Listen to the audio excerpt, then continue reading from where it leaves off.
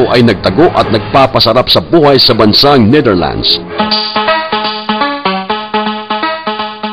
Ang tabak ay kumakatawan sa armadong pakikibaka o madugong revolusyon.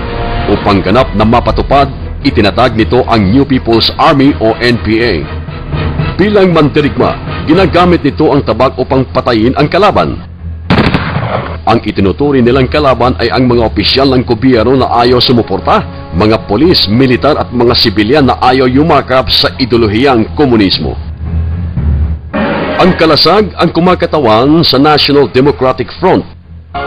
Tulad ng kalasag, ang NDF ay ginagamit ng mga komunista upang bigyang proteksyon ang ulo at katawan nito, ang Communist Party.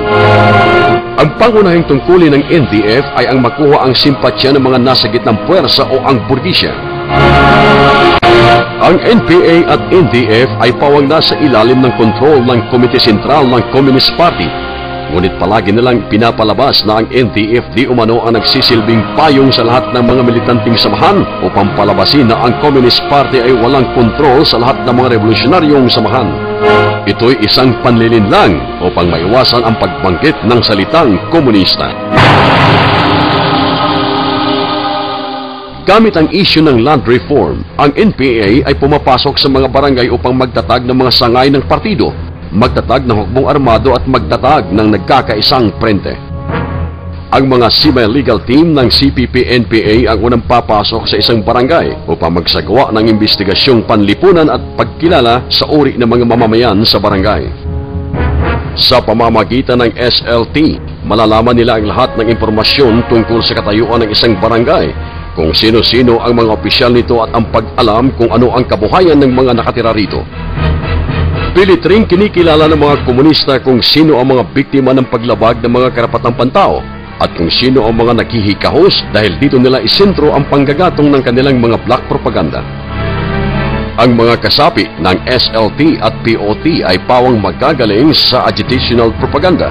Nagagawa nilang mahikayat ang iilang piling mamamayang progresibo upang makinig sa isang patagong pagpupulong na kung tawagin ay teach-in.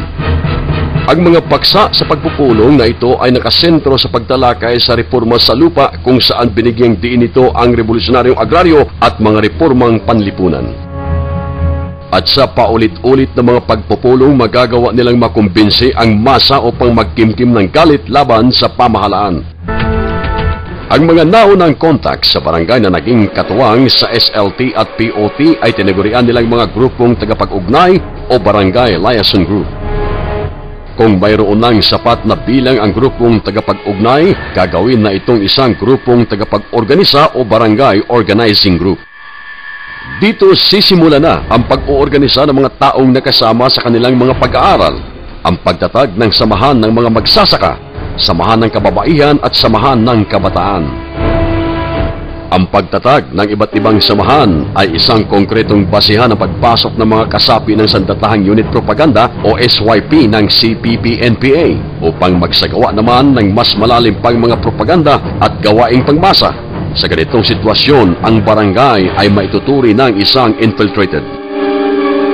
Ang isang infiltrated barangay ay maituturi ng isang trahedya sa mga mamamayan na ayaw yumakap sa ideolohiyang komunismo. Ang mga magtangkang magsumbong sa militar hinggil sa presensya ng NPA ay pinapatawa ng parusang kamatayan sa harap ng marami upang magsilbing babala sa may balak pang magsumbong sa militar. Pinagpapatay ang lahat ng sumasalungat sa mga patakaran ng NPA ayon sa baluktot na katuwiran, nililinis lang daw nila ang mga masasamang elemento sa loob ng barangay. Sa ganitong sitwasyon, mapipilitang pumasok sa barangay ang Sandatahang Lakas ng Pilipinas upang tugunan ang hiling ng nakararaming mamamayan na sugpuin ang karahasan ng NPA. Upang salubungin lamang ng mga kilos protesta mula sa hanay ng mga organisadong masa. Ilan sa mga legal na samahan ng komunista na nangunguna at nanunulsol sa mga organisadong masa laban sa di umano'y militarisasyon sa barangay ay ang Karapatan Human Rights Alliance, Promotion of Church People's Response at ang Gabriela. Ang pagkakaroon ng solido at organisadong masa sa isang barangay ay isang pangunahing sangkap ng mga komunista upang itatag ang isang shadow government na kilala sa tawag na Barangay Revolutionary Council o sangay ng partido sa lokalidad. Sa sitwasyong ito, ang barangay ay maituturing ng isang influenced barangay. Ang CPP-NPA ay matagumpay ng kapagtatag ng isang hukuman na tinatawag nilang People's Court na para daw sa mga mahihirap. Ito ang tinatawag na Kangaroo Courts. Nasa linya po natin si Luis Halandoni from the Netherlands. Una kong tanong, itong si Romy Quintanar na napatay, siya ba bago nyo in-execute siya, binigyan nyo ba ng pagkakataon na magdepende sa sarili niya sa mga akusasyones ninyo? Unang-una, meron ng deklarasyon si Ka Roger kung ano yung mga batayan, kung bakit siya hinatulan ng maximum penalty. Aha. At saka maraming opportunity na ibigay sa kanya para sumagot siya sa mga accusations. Ngunit palagi siya daw nag-evade. Justice system ng Revolutionary Kilusan, talagang may opportunity yung accused na sumagot sa mga charges. So, yung mga victims of human rights violations ay pwede mag-file ng charges sa People's Court. At ito ay will be heard by a panel of judges ng People's Court at magkoconduct ng preliminary investigation. Kapag merong prima facie evidence, then the People's Court can issue a summons para ito ay harapin niya yung mga charges at magbigay siya ng kanyang side. Okay. Pero hindi sumagot si Mr. Quintanar. Ayun ba ang sinasabi ninyo, Mr. Halandoni?